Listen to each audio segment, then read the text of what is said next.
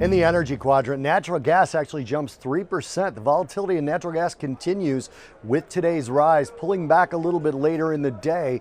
We've had really volatile prices in November, which is not unusual for this time of year in the natural gas market. Literally, since the beginning of November, we've had multiple days up and down over 2%. Today is obviously part of that trend. Now, when you look at the weather, which is the main reason for this time of year to bring in that volatility, very high demand looks like it's going to shift to high demand later in the week. The Arctic blast that we've seen over the Great Lakes and the Midwest now moving into the East Coast is expected to fade today, and then a couple of milder cold blasts come in.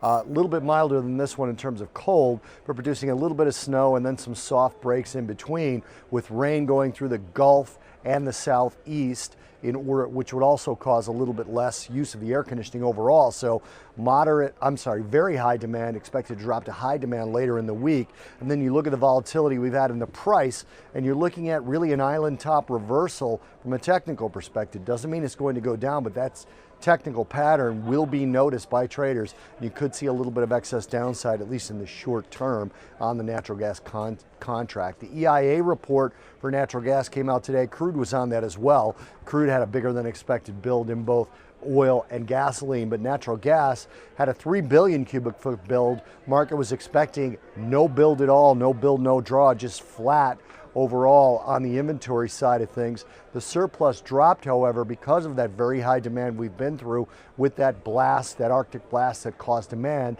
to go from high to very high. And the surplus is now down to about 2 billion cubic feet going forward. So if weather turns any colder, you could see higher temperatures. That sort of negates that island top. But if the weather forecast stays the same, that island top combined with the very high demand going to high demand could see lower prices in the coming week.